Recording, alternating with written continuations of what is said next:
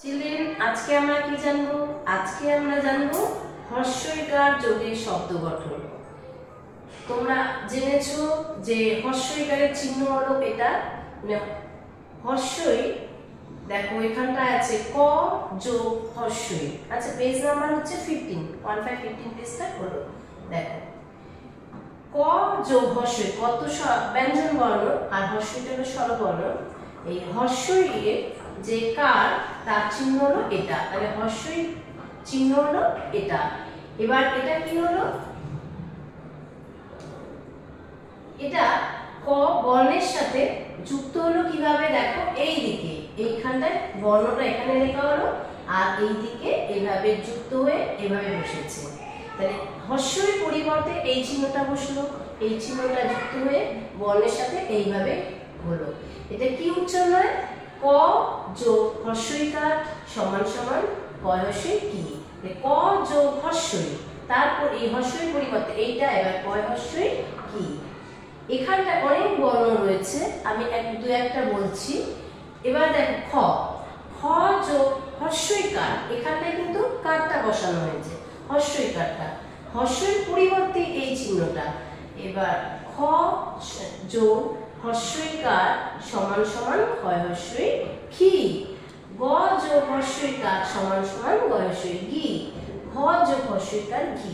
এইভাবে চি, ছি, ঝি, ঝি, তি, থি, দি, সব ই, ই, ই, এইভাবে উচ্চারণটা হয়। মানে বর্ণ থাকবে, তার সঙ্গে সেই উচ্চারণটা ই, ই করে যুক্ত হয়, করে এইভাবে এখানে আছে। এবার আমরা কতগুলো ছবির সাথে দেখি। এখানে কি আছে? দেখো ছবি ডিম। ডিম কিভাবে হচ্ছে? ড, ড এর সাথে হর্ষিকার বসেছে। দেখো ড হর্ষই ডি যোগ ম, ময়ের কিন্তু সাথে কোনো আকার বা হর্ষিকার যুক্ত হয়নি, সমান সমান ডিম। ড হর্ষই ডি ম, ডিম একসাথে। তাহলে কি হলো? এদিকের এই ডিটা বসলো, এদিকের ম বসলো, একসাথে ডিম। এবার এখানে দেখো ঘ, ঘয়ের সাথে কোনো হর্ষইকার নেই বা আকার নেই, তাহলে উচ্চারণ কি হবে? ঘ। আর ডয়সই রি, কি হলো? একসাথে ঘড়ি, এদিকের ঘ আর এদিকের একসাথে হলো ঘড়ি। এখানে কি আছে? ইলিশ, হর্ষই যোগ লয় হর্ষই লি আর তালব্য স, তাহলে একসাথে হয়ে গেল।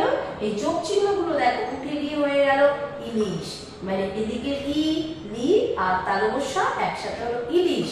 এখানে কি আছে?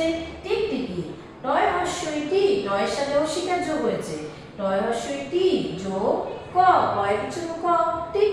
টয় হর্ষই টি যোগ কয় হর্ষই কি, একসাথে হয়ে গেল টিকটিকি, টিকটিকি। টয় হর্ষই টি ক টিক, টয় হর্ষই টি ক হর্ষই কি, টিকটিকি, একসাথে বললাম টিকটিকি।